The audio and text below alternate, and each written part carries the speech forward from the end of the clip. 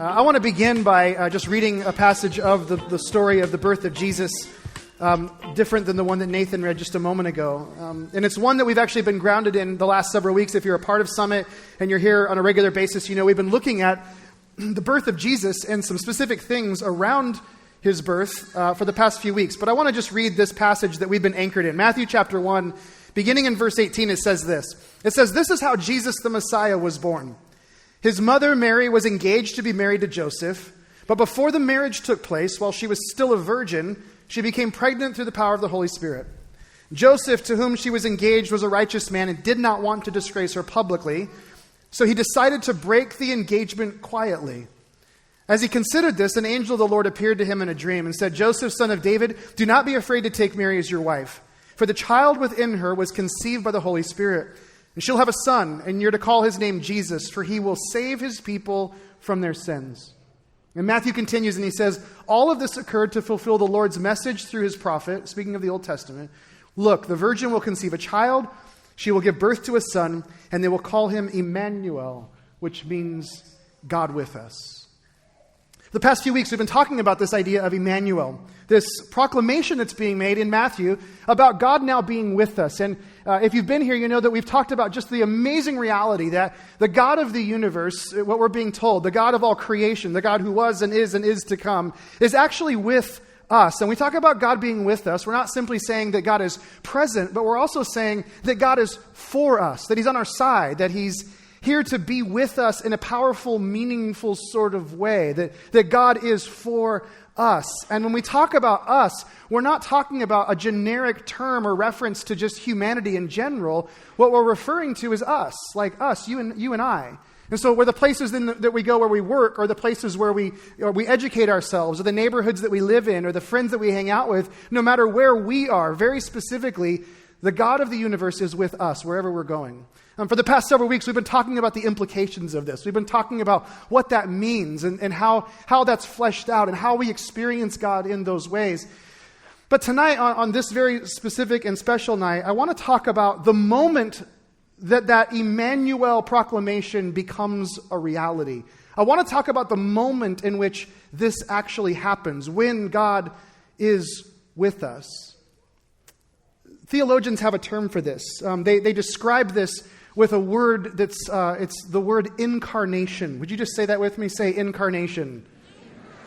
Incarnation is this word that theologians, it's a big word to say, this is this moment when something significant happened. When Emmanuel becomes reality, it is this thing called the incarnation. Now, incarnation is a really interesting word because it's taken from the Latin. And the Latin language, the word incarno is a verb, and literally it means to make flesh, to make skin. Like carno in the Latin language is the word for skin, and then incarno is this verb to make skin. And so the word incarnation, the word we use to describe this moment, is this word of flesh making. We're making flesh, which sounds kind of odd and kind of unusual when you think about it. So what is being made into flesh? What is this flesh making moment really all about?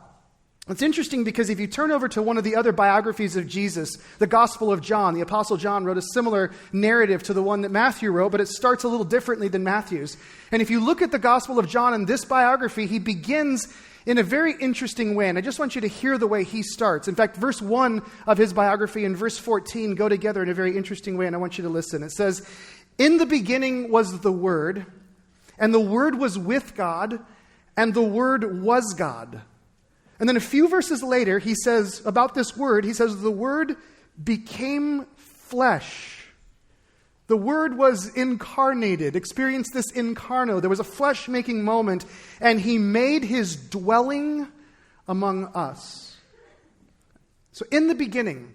Now, what's interesting about John's letter is that when this was written and it was distributed to various people, when the early church was just starting in the first century, the vast majority of people who were making up this first church were people who were part of Judaism. And so as a member of Judaism, anybody growing up in that culture, they would have gone to Hebrew school and they would have studied at length the Old Testament. They would have known all of the stories, and certainly even if they didn't pass their classes, they would have been familiar with how the whole thing begins. The book of Genesis starts in a way that's incredibly similar to the way that John starts. Genesis says, In the beginning, God created the heavens and the earth. There's this reference to in the beginning. It's a description of a particular time or place where there was no time, right? It's this place where we didn't exist yet, but God did. It's in the beginning. There's this reality that was outside of the space and time we may be in right now. So then John writes his letter and he says, in the beginning was the Word. Let me just tell you, this wasn't an accident on John's part.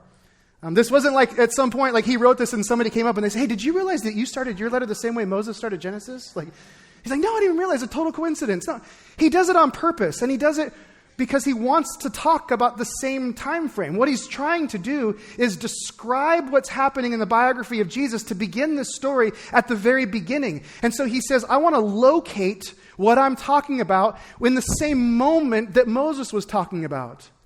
In the beginning.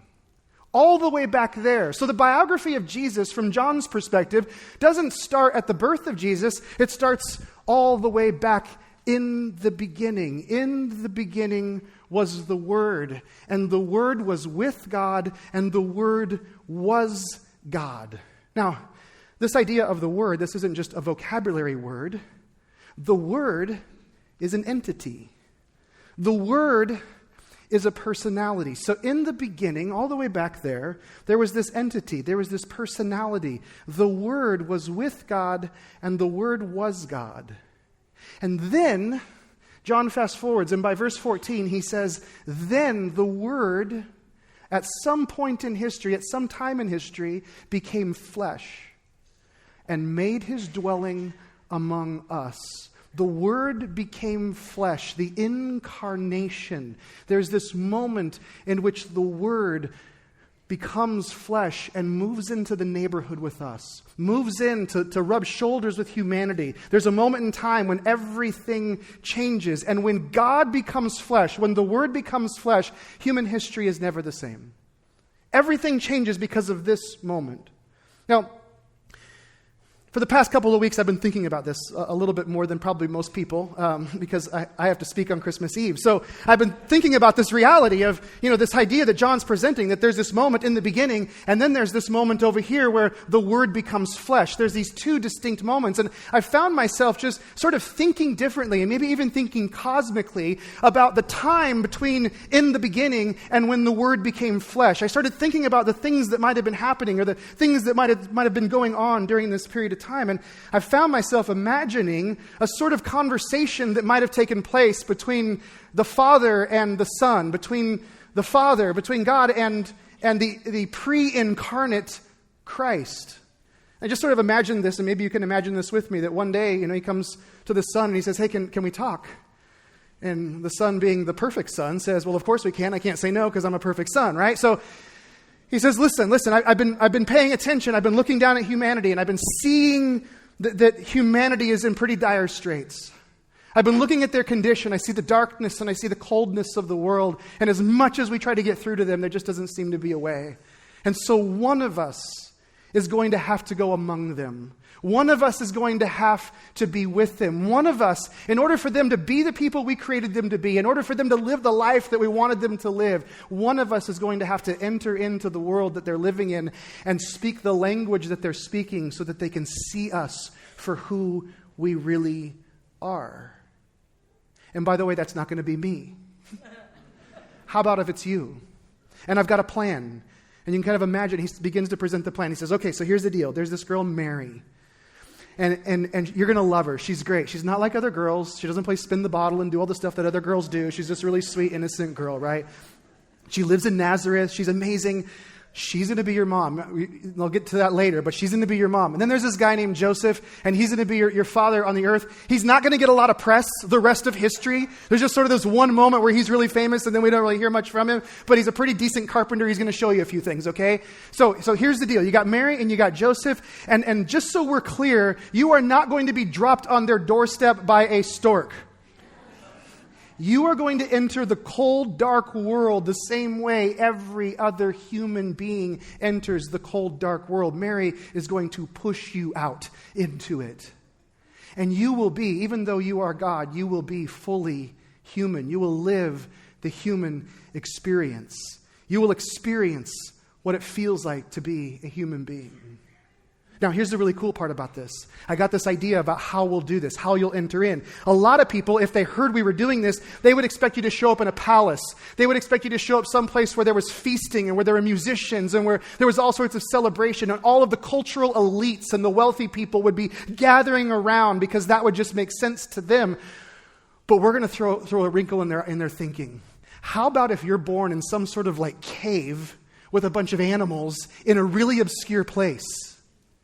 You can imagine the Christ looking and saying, yes, like this is perfect. Like if I'm born that way, then everybody will know that I've come for the ordinary. Then everyone will understand I've come for the average person, not for the elites. Absolutely. I love this idea. So he continues on. He goes, okay, now you got to understand, from the moment you're born, there's going to be some trouble. There are going to be people who hate you because of what you're doing, because of what we're accomplishing. There will be those that come against you. In fact, before you're even able to walk, there's going to be people who want you dead. And your family's going to have to flee. But the good news is you're going to. You're going to flee to Egypt for a while. Then you're going to come back. And then you're going to have a pretty normal childhood. You're going to kind of grow up as a kid. Here's the deal. I got to give you some advice before we go any further. There's going to be moments when your mom wants you to eat broccoli. Don't turn it into chocolate. Just eat the broccoli, right? There are going to be times you don't want to take a bath. Do not part the bath waters. Just take the bath. And when you get to school, your classmates are going to hate you if you're a perfectionist. So intentionally miss some questions every now and then. Just don't be a perfectionist in school. Nobody likes a brown-noser Jesus. So just like kind of play it cool. You know what I'm saying? Like miss a few test questions along the way. Control your power. Because here's the deal. Eventually they're going to know who you are. In fact, how about this? How about if we just like open things up and they discover who you are? Just a sort of party trick. How about if the first time you show your power, you turn water into wine? That will really mess with religious people. Like I can just imagine for centuries people arguing about whether or not you actually turned it into real wine or whether it was grape juice or whatever it was. But let's just mess with them. Let's just like blow their categories of who we are. Let's just show them something about what we're all about. And then from there it's going to continue. Then you're going to help blind people see, and there'll be deaf people that hear, and there'll be lame people that walk. You're even going to raise people from the dead. And people are going to love you. Not everybody, though. There are going to be some people that hate you. In fact, there's going to be some people that in the middle of all of this excitement and enthusiasm, there are going to be people that call you a drunkard, a friend of sinners. There are going to be people that call you a heretic. They're going to call you a lunatic. They're going to tell other people that you're dangerous. Here's what I want you to do. I want you to just keep on loving. I want you to keep loving them. I want you to keep doing that because that's who we are. I want you to touch the untouchables. I want you to find the lepers that have been cast out, and I want you to put their hands on them and let them feel a human touch for the first time in years. I want you to find the prostitutes who have been rejected by their families and friends, and I want you to welcome them back into the family of God. I want you to discover those people who feel like misfits and help them find their fit. Find the unloved and love them. Find the unaccepted and accept them. Bring them in because that's who we are. We are love, and let's show them that. Let's show them our love. And then you're going to need some friends. So why don't you get like 12 people together? 12 guys and invest in them. In fact, this is going to work. You invest in 12 guys, they're going to stick with you. They might do some stupid stuff up front, but for the long haul, they're going to do pretty good. They're going to be loyal. They're going to live their lives for you. So invest in these individuals. But here's the hard part. And here's the part I need you to hear about this.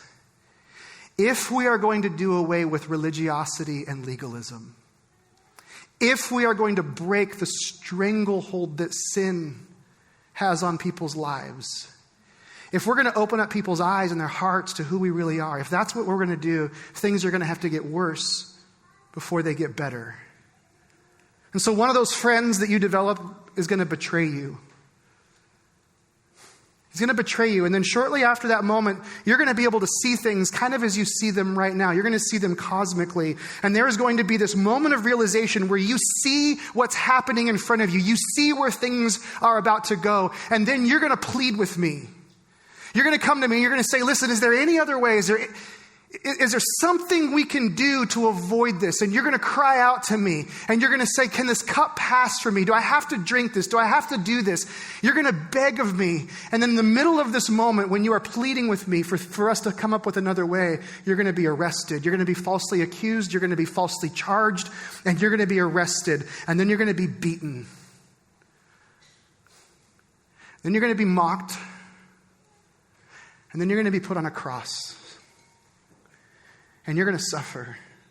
In fact, there's going to be a moment of suffering that is so profound and so acute and so overwhelming that it will cause you to forget all of the time and eternity that you and I have had together. It will cause you to believe in that moment that I've turned my back on you. It'll cause you to think that I've forgotten about you. It will be that painful and that difficult.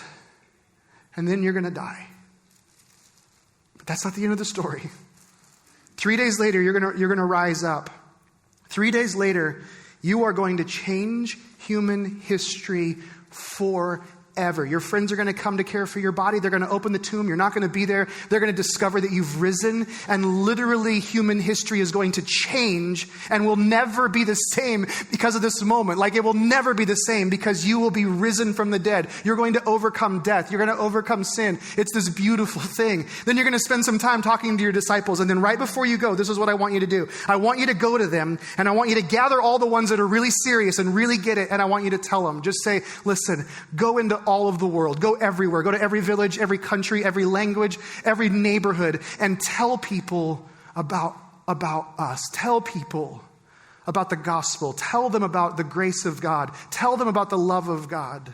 And baptize them in the name of the Father, the Son, and the Holy Spirit. Just tell them all. And then right before you go, I want you to say this. I want you to say the very thing that we said when you showed up. Look at them and say, and I will be with you always, even until the end of the age. Can you do that? Are you up for this? I know it sounds crazy, but can you do this?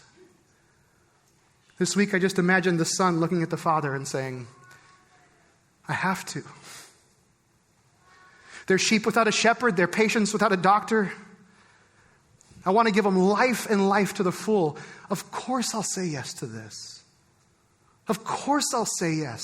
Of course I'll do this.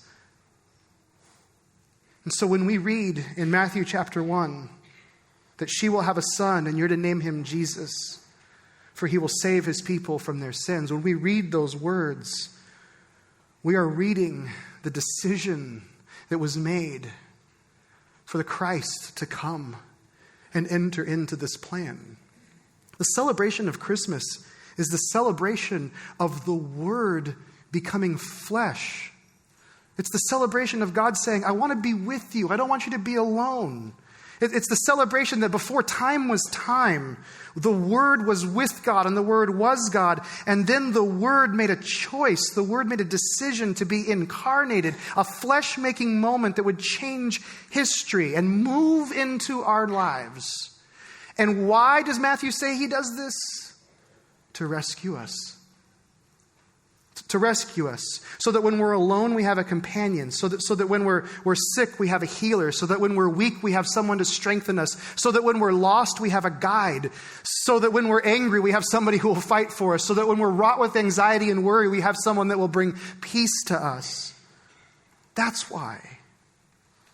Several times over the past few days, I've just found myself I've just been reminding myself, like, this whole thing was a choice that was made. You made this choice and you made this for us. And the moment that we read about this child in the womb of this virgin, there's this proclamation being made from the God of the universe saying, you are not alone. I would never leave you alone.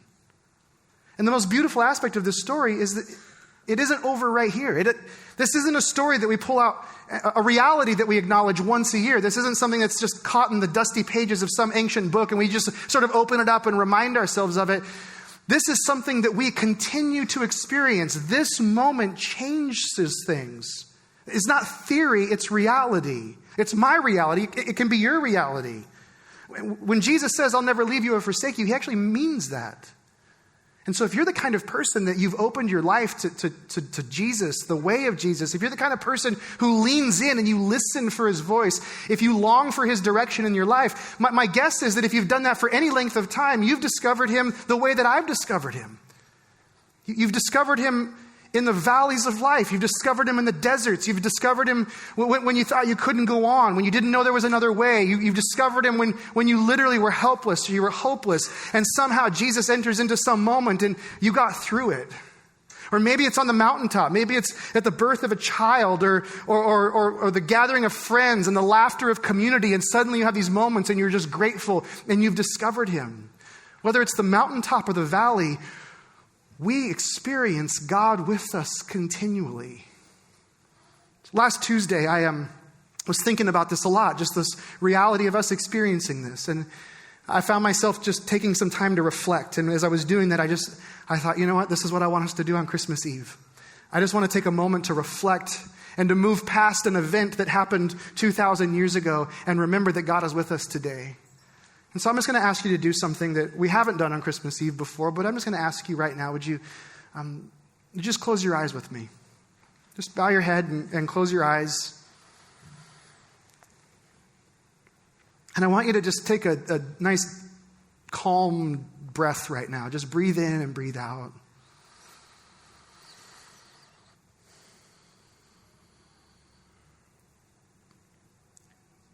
And I want you to consider now the last 11 and a half months, the last year basically. I want you to think about the last year. And was there a time in the last year when Jesus was faithful to get you through?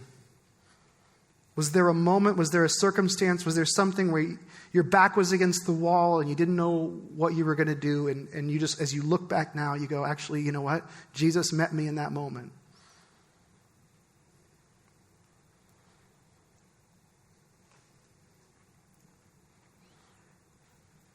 Was there a time when you were weak? You felt like you couldn't go on. You felt like you didn't know if you were going to get to the next day, and somehow Jesus gave you the strength to get to the next day.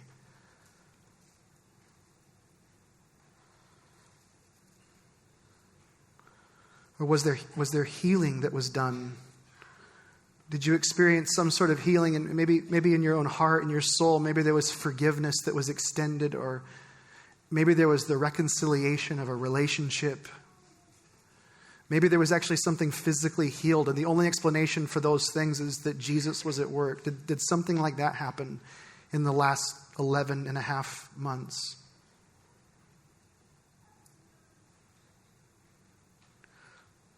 Was there a moment when you experienced direction or leading? Like you had choices and you didn't know what to do, and you got direction?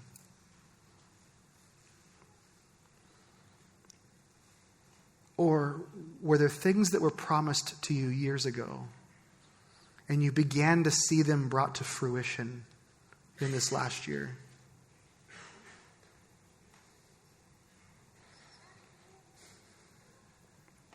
Go ahead and open your eyes. I know when I did this last week, my year was filled with moments where I experienced Emmanuel, where I experienced God being with me. Some of them very small, some of them incredibly significant. But the truth is, that's what Jesus came for, so that in a moment like this, we could actually think of our year and remember times when this story leapt from the pages, when it leapt from December 25th, and it landed smack in the middle of our lives. And Jesus came to be with us. So every year at the end of our Christmas Eve service, we close with a candle lighting. And this is a tradition that for many of us, it's just been a tradition without a whole lot of meaning behind it. But I'm going to invite you to stand right now, and if you'll grab your candle, I want to explain why we do this. The reason that we celebrate in this particular way is that we find ourselves living in the cold darkness of the world. And Jesus enters in and he brings light. He illuminates the darkness. He brings warmth. He eradicates the coldness. He's incarnated. And in a very unique way, this is a symbol of the incarnation. Jesus coming and illuminating and warming, coming to life. And so as we receive this, I just want you to be reminded of what this means, that Jesus has come for you and for me and for all of us together. So as we share in this candle lighting, I'm just going to invite you to sing with me. We're going to sing together, Silent Night. Merry Christmas, everyone. We'll see you guys soon. Please drop your candles in the baskets. There's ciders and cookies. Enjoy your time, enjoy your friends, and we'll see you guys soon.